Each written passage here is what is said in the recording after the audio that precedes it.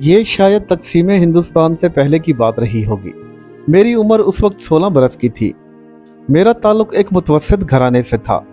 میں اکثر اپنے والد کے ساتھ کھیتی باڑی میں ان کا ہاتھ بٹایا کرتا تھا۔ ان دنوں دنیاوی تعلیم کو چھوڑ کر دینی تعلیم پر زیادہ توجہ دی جاتی تھی، لیکن میرا شوق اتنا تھا کہ میں دینی اور دنیاوی دونوں ہی تعلیمیں حاصل کرنا چاہتا تھا۔ اس لیے میں گھر والوں سے چھپ کر ماسٹر صاحب کے پاس ٹیوشن بھی پڑھا کرتا اور مدرسے بھی جایا کرتا تھا۔ چونکہ اس وقت تقسیم ہند کی بات چل رہی تھی تو روز دنگے فساد ہونا ایک معمول کی بات بن چکی تھی۔ ہر طرف فرقہ واریت پھیلی ہوئی تھی اور کوئی بھی دن ایسا نہ گزرتا تھا جس دن قتل و غارت نہ ہو۔ ایک روز میں اپنے مدرسے کے صحن میں بیٹھا قرآن پاک پڑھ رہا تھا کہ مجھے دور سے ایک آدمی آتا ہوا دکھائی دیا۔ دیکھنے میں وہ ہندو معلوم ہوتا تھا۔ وہ چلتا ہوا سیدھا مدرسے کے صحن میں آیا اور ہمارے قاری صاحب کے سامنے ہاتھ جوڑ کر مؤدبانہ طریقے سے کھڑا ہو گیا۔ اس کی آنکھوں میں آنسو تھے اور اگلے ہی لمحے وہ ہمارے قاری صاحب سے مخاطب ہوا۔ سلام ملا جی، کیسے ہو؟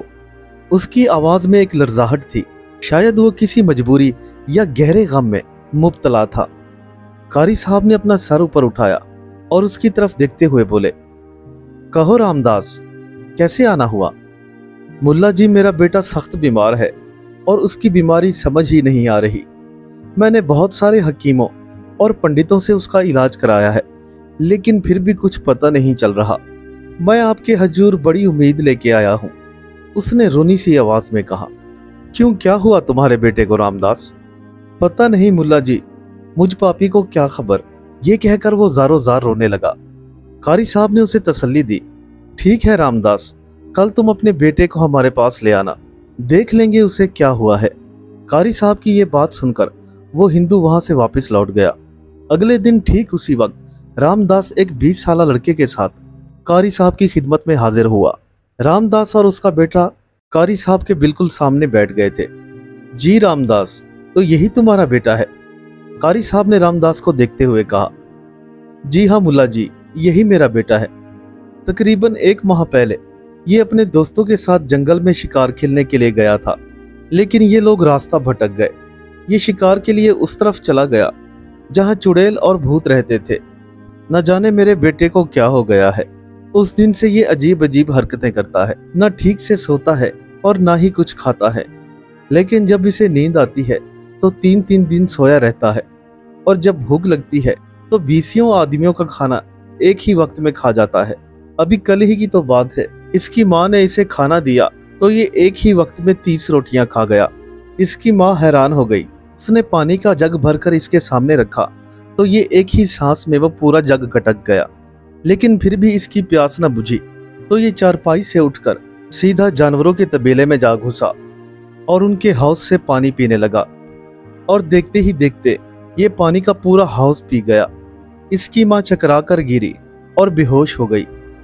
کل سے وہ بھی بستر پر ادھمری حالت میں پڑی ہوئی ہے۔ مولا جی، میں آپ کے آگے ہاتھ جوڑتا ہوں، میرا ایک ہی بیٹا ہے، اسے بچا لیجئے۔ رام داس کی کہانی سننے کے بعد قاری صاحب اس لڑکے کی طرف متوجہ ہوئے۔ بتاؤ بیٹا، کیا ہوا تھا تمہارے ساتھ؟ مجھے پوری کہانی سناؤ۔ قاری صاحب نے لڑکے کو گھورتے ہوئے کہا۔ جی قاری صاحب، میں 1 ہفتہ پہلے اپنے دوستوں کے ساتھ جنگل میں شکار کھیلنے گیا تھا، لیکن غلطی سے میں ایک ایسے علاقے میں پہنچ گیا تھا جہاں بھوت اور چڑیلیں رہتی تھیں۔ مجھے اچانک اپنے سر پر ایک بوجھ سا محسوس ہوا۔ میں نے اپنے سر کی جانب دیکھنا چاہا تو مجھے ایک خوفناک آتما اپنے کندھوں پر سوار ہوئی نظر آئی۔ وہ زور زور سے کہکے لگا رہی تھی۔ پھر اچانک اس نے مجھے میرے بالوں سے پکڑا۔ نکل جا یہاں سے، اگر آئندہ تو یہاں آیا تو ہم تیرا خون پی جائیں گے۔ قاری صاحب، اس کی یہ بات سن کر میں ایسا ڈرا کہ اپنے پورے بدن کا زور لگا کر وہاں سے بھاگا، لیکن جہاں تک مجھے یاد ہے مجھے ایک زوردار ٹھوکر لگی اور میں نیچے گر کر بے ہوش ہو گیا۔ اس کے بعد پتہ نہیں میرے ساتھ کیا ہوا۔ میں نے آنکھیں کھولی تو خود کو گھر میں پایا۔ مجھے بیٹھے بیٹھے یوں ہی بھوک اور پیاس اتنا تنگ کرتی ہے کہ مانو میرا دل کرتا ہے سنسار کی ہر چیز کھا جاؤں، اور پھر اچانک مجھے نیند گھیر لیتی ہے۔ اس کے بعد مجھے کچھ معلوم نہیں۔ یہ کہہ کر وہ لڑکا خاموش ہو گیا۔ جیسے ہی وہ لڑکا چپ ہوا تو رام داس بول اٹھا، حضور، جب میں اسے جنگل میں تلاش کر رہا تھا तो अचानक मेरी नज़र एक झाड़ियों पर पड़ी। उन झाड़ियों के पीछे एक महल नुमा बहुत बड़ी इमारत थी और इस इमारत की चिमनी से धुआं निकल रहा था। अभी मैं ये सब देखने में मशगूल था, अगले ही लम्हे मैंने एक बहुत ही हसीन और खूबसूरत परिंदा देखा। फिर अचानक ही मुझे एक ज़ोरदार कहकहा सुनाई दिया। वो कहकहा सुनकर मेरे बदन में खौफ की एक लहर दौड़ गई। फिर अगले ही लम्हे वो परिंदा वहां से उड़ा और मेरी नज़रों से गायब हो गया। मैं डर गया था, लेकिन अगले ही लम्हे मुझे अपने बेटे का ख्याल आया और मैं इसे ढूंढता ढूंढता एक पीपल के दरख्त के पास जा पहुंचा। ये उस दरख्त के नीचे बेहोश हुआ पड़ा था। मैंने जैसे ही इसे बाजू से पकड़कर जोर से हिलाया तो ये एकदम से उठकर बैठ गया। इसकी आंखों का रंग बदला हुआ था और ये मुझे देखकर किसी लड़की की आवाज़ में कह कहे लगाने लगा। फिर देखते ही देखते अगले लम्हे ये दोबारा बेहोश हो गया। मैंने इसे अपने कांधे पर उठाया और घर ले आया। बस उस दिन से इसकी हालत बिगड़ती ही जा रही है। ये कहकर रामदास भी खामोश हो गया था। कारी साहब ने उस लड़के पर दम किया और वो लोग वापस अपने घर चले गए। जब रात हुई तो वो लड़का फिर डर गया। जिस कमरे में वो सोया हुआ था उस कमरे में किसी के चीखने चिल्लाने की आवाज़ें आना शुरू हो गई। वो लड़का हड़बड़ा कर उठ बैठा था। उसके सामने एक बदशक्ल चुड़ैल खड़ी हुई थी जिसके बाल लंबे लंबे और घुंघरियाले थे। वो अपने बड़े बड़े दांत निकाले उस भयानक चेहरे से लड़के को खौफजदा कर रही थी। अचानक उस चुड़ैल ने हाथ बढ़ाकर लड़के को बालों से पकड़ा और उस लड़के को उठाकर जोर से दरवाजे की तरफ दे मारा। वो लड़का दरवाज़ा तोड़ता हुआ घर के आंगन में आ गिरा था। सब घर वाले डर गए थे। लड़के की चीखें थमने का नाम ही न ले रही थीं। बस फिर क्या था, आए रोज ही अब यही वाकयात उनके घर में होने लगे थे। वो चुड़ैल रोज उस लड़के के कमरे में घुस आती और उसे तकलीफ पहुंचाया करती थी। कारी साहब ने उस लड़के पर दम किया और वो लोग वापस अपने घर चले गए। जब रात हुई तो वो लड़का फिर डर गया। जिस कमरे में वो सोया हुआ था उस कमरे में किसी के चीखने चिल्लाने की आवाज़ें आना शुरू हो गई। वो लड़का हड़बड़ा कर उठ बैठा था। उसके सामने एक बदशक्ल चुड़ैल खड़ी हुई थी जिसके बाल लंबे लंबे और घुंघरियाले थे। वो अपने बड़े बड़े दांत निकाले उस भयानक चेहरे से लड़के को खौफजदा कर रही थी। अचानक उस चुड़ैल ने हाथ बढ़ाकर लड़के को बालों से पकड़ा और उस लड़के को उठाकर जोर से दरवाजे की तरफ दे मारा। वो लड़का दरवाज़ा तोड़ता हुआ घर के आंगन में आ गिरा था। सब घर वाले डर गए थे। लड़के की चीखें थमने का नाम ही न ले रही थीं। बस फिर क्या था, आए रोज ही अब यही वाकयात उनके घर में होने लगे थे। वो चुड़ैल रोज उस लड़के के कमरे में घुस आती और उसे तकलीफ पहुंचाया करती थी। अगले रोज रामदास फिर अपने लड़के को लिए कारी साहब की खिदमत में हाजिर हुआ और गुज़िश्ता 2 रातों की पूरी कहानी सुनाई। कारी साहब ने उस लड़के को अपने पास बैठने का कहा। वो लड़के का हाथ पकड़कर काफ़ी देर मुंह में कुछ पढ़ते रहे। फिर अचानक उस लड़के को एक झटका सा लगा और वो जोर जोर से अपनी जगह पर बैठा हुआ हिलने लगा। अचानक ही उसकी आंखों का रंग बदल गया और उसके मुंह से एक जोरदार चीख निकली। क्यों बुलाया है मुझे? एक खौफनाक नस्वानी आवाज़ उस लड़के के मुंह से बरामद हुई। ये देखकर कारी साहब मुस्कुराए और उस लड़के का हाथ जोर से पकड़ लिया। क्या नाम है तेरा? क्यों इस बच्चे को तंग कर रही है? नहीं बताऊंगी। तू होता कौन है मुझसे पूछने वाला? लड़के के मुंह से एक नस्वानी आवाज़ आ रही थी और हम सब जैसे देखकर खौफजदा हो गए थे। इस बार कारी साहब बारोब लहजे में बोले, तू चाहे जितना भी जोश मार ले लेकिन मैं तुझे ना छोड़ूंगा। तुझे बताना ही होगा कि तू कौन है और इस लड़के को क्यों तंग कर रही है। अचानक वो लड़का लड़की की आवाज़ में रोने लगा। बताती हूँ, बताती हूँ, पहले ये पढ़ना बंद कर। ये सुनकर कारी साहब जो पढ़ रहे थे खामोश हो गए। ये हमारे इलाके में दाखिल हुआ था। एक लड़की की घबराई हुई आवाज़ अगले ही लम्हे हमारे कानों से टकराई। अब वो चुड़ैल तोते की तरह फरफर बोलने लगी थी। ये हमारे इलाके में घुस आया था और हमारे बरसों की तपस्या को भंग कर दिया। अगर ये हिंदू ना होता तो हम इसे जान से मार डालते और इसका खून पी जाते, लेकिन फिर भी इसे अपने किए की सज़ा ज़रूर मिलेगी। मैं इसे नहीं छोड़ूंगी। मैं हर रात इसे तकलीफ़ पहुंचाऊंगी जिस तरह इसने हमें पहुंचाई थी। उस चुड़ैल की बात सुनकर कारी साहब एकदम से जलाल में आ गए।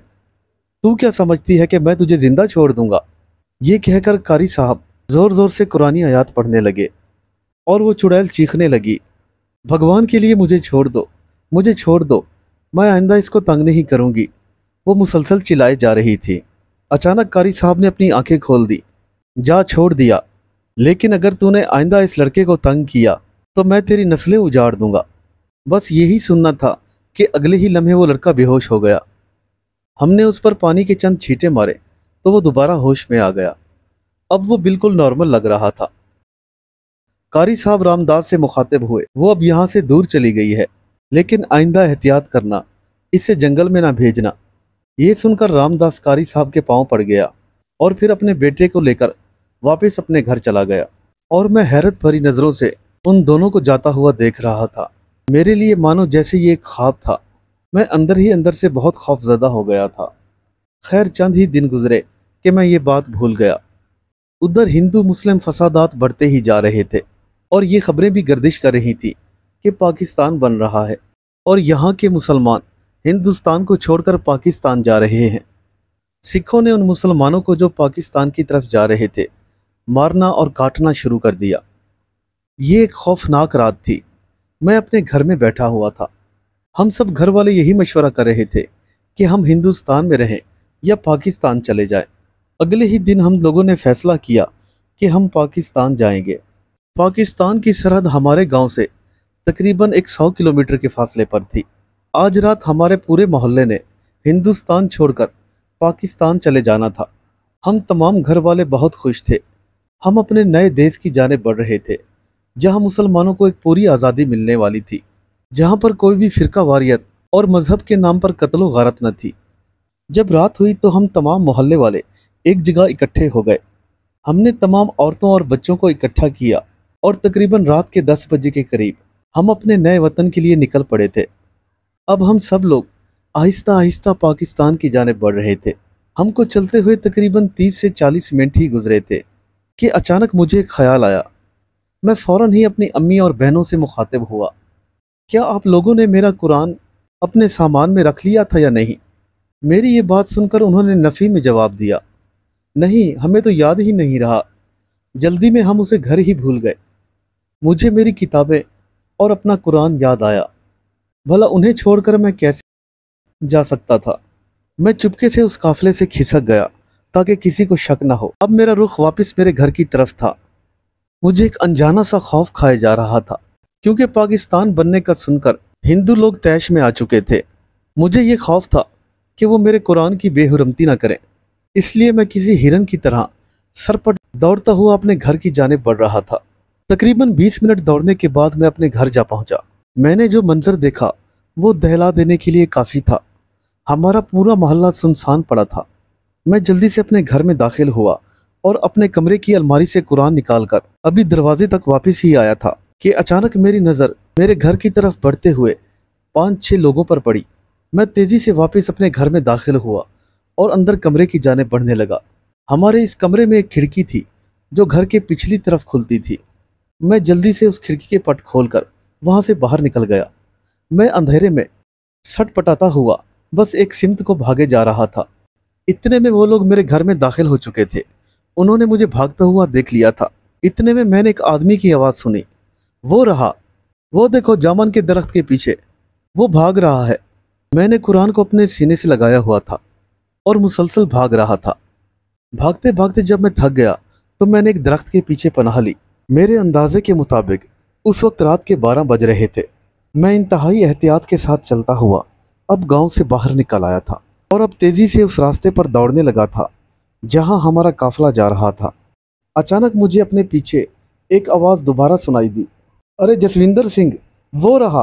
वो एकदम ललकारते हुए मेरे पीछे भागे, लेकिन मेरी स्पीड उनसे ज़्यादा तेज़ थी। मैं उन दिनों नौजवान और एक छरीरा लड़का था। वो काफ़ी देर तक मेरा पीछा करते रहे। अब एक आखिरी आवाज़ जो मेरे कानों में आई, जितना भागना है भाग ले, लेकिन हम तुझे छोड़ेंगे नहीं। ये बात सुनकर अब मैं मज़ीद खौफजदा हो गया था, लेकिन मैंने दौड़ना बंद न किया। अचानक मेरे जहन में एक बात बिजली की तेज़ी से आई। मैं तो उस रास्ते पर भाग रहा था जहां मेरे वालिदैन जा रहे थे। अगर मैं मुसलसल इसी रास्ते पर दौड़ता रहा तो वो लोग हमारे काफिले तक पहुंच जाएंगे। इस आने वाले ख्याल ने मेरे खौफ से रोंगटे खड़े कर दिए थे। इस तरह तो मैं खुद ही अपने काफिले को पकड़वा दूंगा। लेकिन अगले ही लम्हे मेरे जहन में दूसरा ख्याल आया, नहीं नहीं, मैं ऐसा हरगिज़ नहीं होने दूंगा।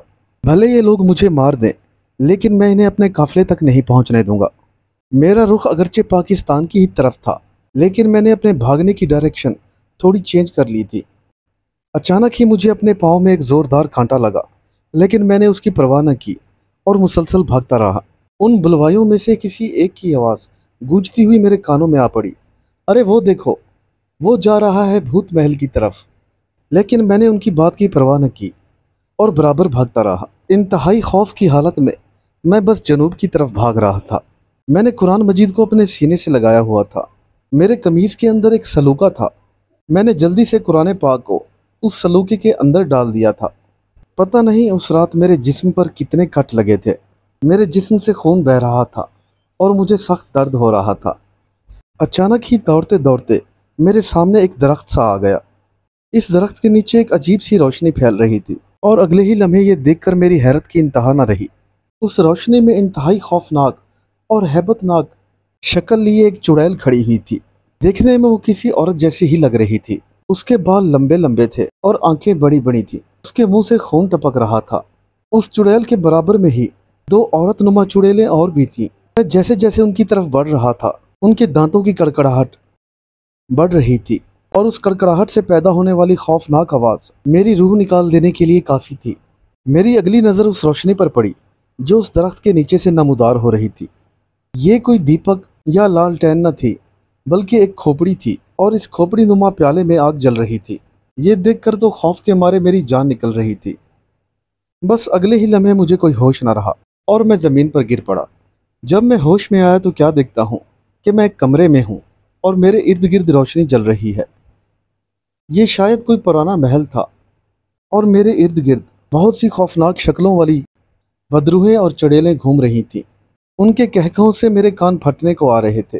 ان دشمنوں سے جان بچا کر بھاگنا ابھی کیا کم تھا کہ اب یہ ایک اور نئی مصیبت میرے سامنے آ کھڑی تھی۔ اچانک میں نے ایک زوردار آواز سنی اور تمام کہکہے بند ہو گئے کیونکہ اب میرے سامنے ایک خوفناک چڑیل ایک خوبصورت تخت پر براجمان ہوئے ہوا میں معلق کھڑی تھی۔ وہ مجھے دیکھتے ہوئے چیخی، کیا تجھے معلوم نہیں کہ جو بھی ہمارے علاقے میں آ جائے تو وہ زندہ واپس نہیں جاتا؟ اس کے خون سے ہی میری رعایا اپنی پیاس بجھاتی ہے۔ لیکن جیسے میری تو گگھی ہی بند ہو گئی تھی۔ میں خوف کے مارے بس روئے جا رہا تھا۔ وہ مجھ سے دوبارہ مخاطب ہوئی، کیا تم کوئی جادوگر ہو یا تمہارے پاس کوئی علم ہے؟ میں اس کی یہ بات سن کر حیران ہو گیا۔ میں اور جادوگر؟ شاید انہیں میرے بارے میں کوئی غلط فہمی ہوئی تھی۔ میں نے اپنی ہمت جٹائی اور اس چڑیل سے بات کرنے لگا، آپ کو کوئی غلطی ہوئی ہے، میں کوئی جادوگر نہیں، میرا نام تو حسن ہے، مجھے جانے دیں، میرے ماں باپ مجھ سے بہت دور ہیں، مجھے جلد از جلد ان کے پاس پہنچنا ہے، خدا کے لیے مجھے چھوڑ دو، مجھے جانے دو۔ میرے منہ سے بس یہی الفاظ نکل رہے تھے۔ اگلے ہی لمحے مجھے یاد آیا کہ میرے سینے پر تو قرآن پاک بندھا ہوا ہے۔ شاید یہی وجہ تھی کہ اب تک میں زندہ تھا۔ پھر ایک ایک کر کے کئی چڑیلوں نے مجھے پکڑنے کی کوشش کی۔ جیسے ہی وہ میرے قریب آ کر میرے جسم کو ہاتھ لگاتی تو انہیں ایک جھٹکا سا لگتا اور وہ دور جا گرتی۔ ان چڑیلوں کا ہر وار خطا ہو رہا تھا اور ان کی سردار چڑیل کو یہ سب دیکھ کر شاید بہت ہی غصہ آ رہا تھا۔ وہ اچانک اٹھ کھڑی ہوئی اور زور سے بولی، اسے زیر کرنا بہت مشکل ہو گیا ہے لیکن پھر بھی اسے سبق سکھانا پڑے گا۔ اس بدحواسی کے عالم میں مجھے اتنا بھی یاد نہ رہا تھا کہ کم سے کم میں اپنی آیت الکرسی تو پڑھ لوں۔ شاید میری یہی غلطی تھی کہ میں ان کے ہاتھ لگ گیا تھا۔ پھر ان چڑیلوں نے یہ کیا کہ اپنے جادو کی مدد سے مجھے ہوا میں اٹھا دیا۔ یہ دیکھ کر میں چیخنے اور چلانے لگا۔ میں آسمان کی طرف بلند ہوتا جا رہا تھا۔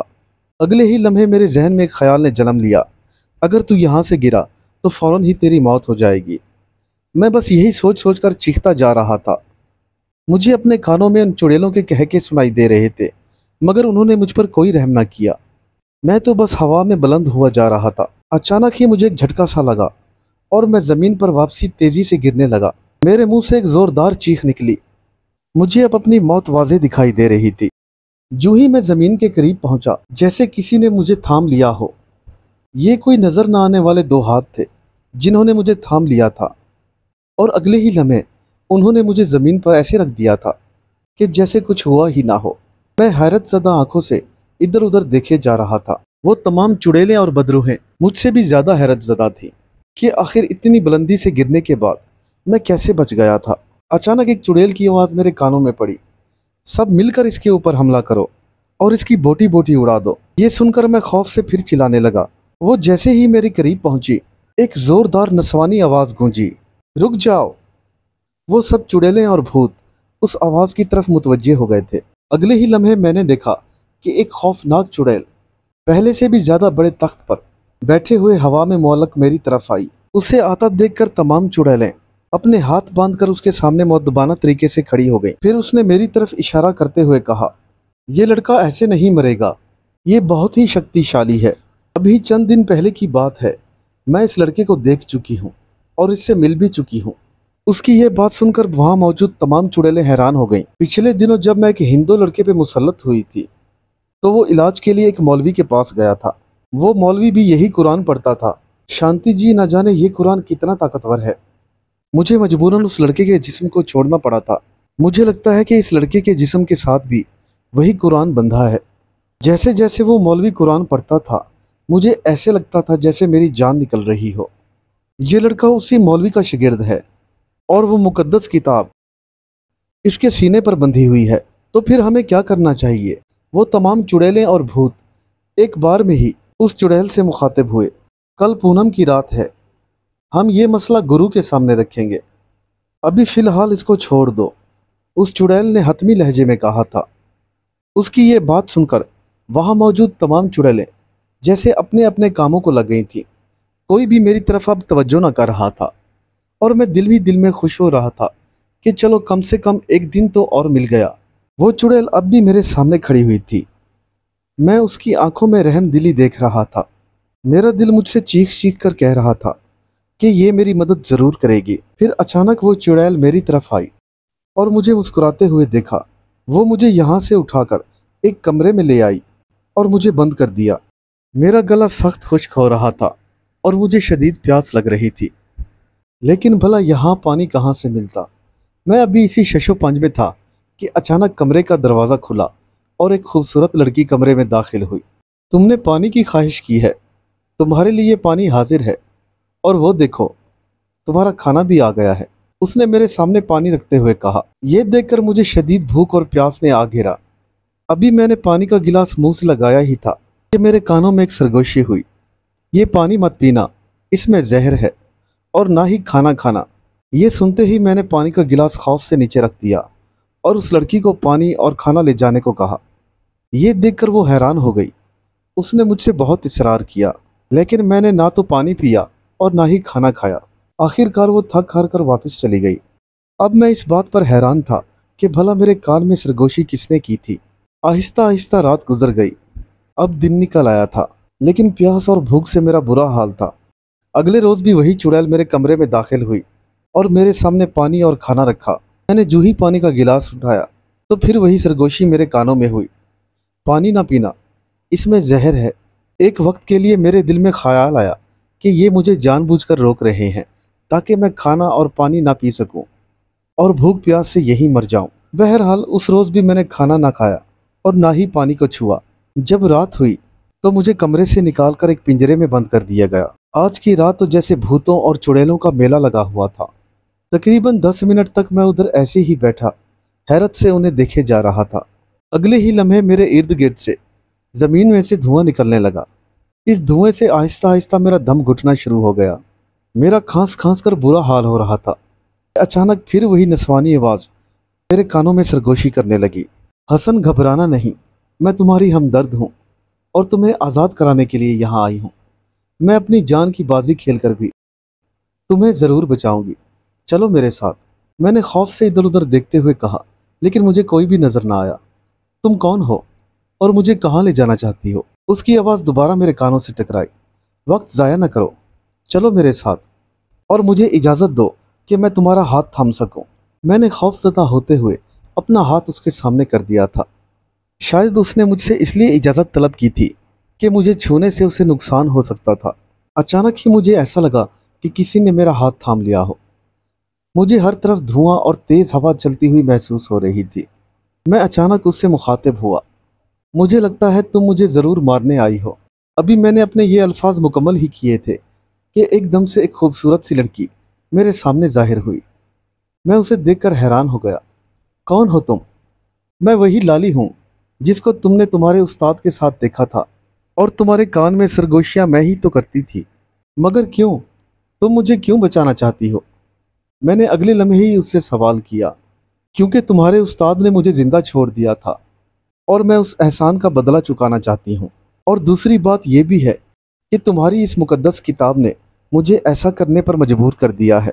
अगर ये किताब तुम्हारे पास ना होती तो शायद तुम अभी तक जिंदा ना होते। अगले ही लम्हे मैंने अपनी आंखें बंद कर लीं। उसकी आवाज़ मेरे कानों से टकराई। तुम कहाँ जाना चाहते हो? मैंने उसे फौरन से जवाब दिया, मैं पाकिस्तान जाना चाहता हूँ, जहाँ मेरे वालिदैन गए हैं। बस तुम मुझे वहीं छोड़ दो। वहाँ जाकर मैं अपने माँ बाप को खुद ही तलाश कर लूँगा। फिर मुझे एक झटका सा लगा और मेरे पाँव ज़मीन से उठने लगे। मैं अभी खौफ से चीखने ही वाला था कि उसकी आवाज़ मेरे कानों से टकराई। हसन, खामोश रहो, तुम्हें कुछ नहीं होगा। चंद ही लम्हों बाद उसकी आवाज़ फिर मेरे कानों से टकराई। अपनी आंखें खोलो, तुम्हारा देश आ गया है। मैंने जैसे ही अपनी आंखें खोली तो ये देखकर हैरान हो गया कि मेरे सामने बहुत सारे महाजरीन के कैंप लगे हुए थे। ये देखकर मेरी खुशी की इंतहा न रही। अगले ही लम्हे मैं उससे फिर मुखातिब हुआ। अगर तुम वापस जाओगी तो वो तमाम रूहें तुम्हें ख़त्म कर देगी। तुमने अपनी जान खतरे में डालकर मेरी जान बचाई है। मेरी ये बात सुनकर वो मुस्कुराई। मुझे अपनी जान की फिक्र नहीं है, तुम्हारी जान बचाकर मुझे खुशी हुई है। बस ये कहकर वो दोबारा हवा में गायब हो गई। काफ़ी देर तक मैं उन खैमों में घूमता रहा और अपने वालिदैन को तलाश करता रहा। फिर एक खैमे के करीब मुझे एक औरत की ज़ोर ज़ोर से रोने की आवाज़ आई। मैं उसी सिमत में चल पड़ा। जब मैं इस खैमे के करीब पहुंचा तो वहाँ लालटेन रोशन थी। जैसे ही मैं इस खैमे के अंदर दाखिल हुआ तो ये देखकर हैरान रह गया कि वो रोने वाली औरत मेरी वालदा ही थी। जैसे ही मेरी वालदा की नज़र मुझ पर पड़ी तो वो मुझसे लिपट गई। मेरे अचानक आ जाने से वो बेकरार हो गई और मुझे प्यार करने लगी, और घर के बाकी लोग भी मेरे गले लग गए। उस रात मैं भी खूब रोया। बेटा, तू कहाँ चला गया था? अम्मी की आंखों में आंसू थे। बस अम्मी, मैं ये कुरान मजीद लेने चला गया था ताकि वो लोग इसकी बेहुरमती ना कर सके। ये रात बातें करते करते गुजर गई। जब सुबह हुई तो मैंने जी भर कर खाना खाया और फिर हमारा काफिला अपनी मंजिल की जानिब रवां दवा था। बहुत कुछ खो देने के बावजूद काफिले के हर मुसाफिर के चेहरे पर अपने नए देश के लिए एक खुशी की लहर थी। उम्मीद करता हूँ दोस्तों को मेरी कहानी पसंद आई होगी। मिलते हैं कल एक नई कहानी के साथ। तब तक के लिए अल्लाह हाफिज।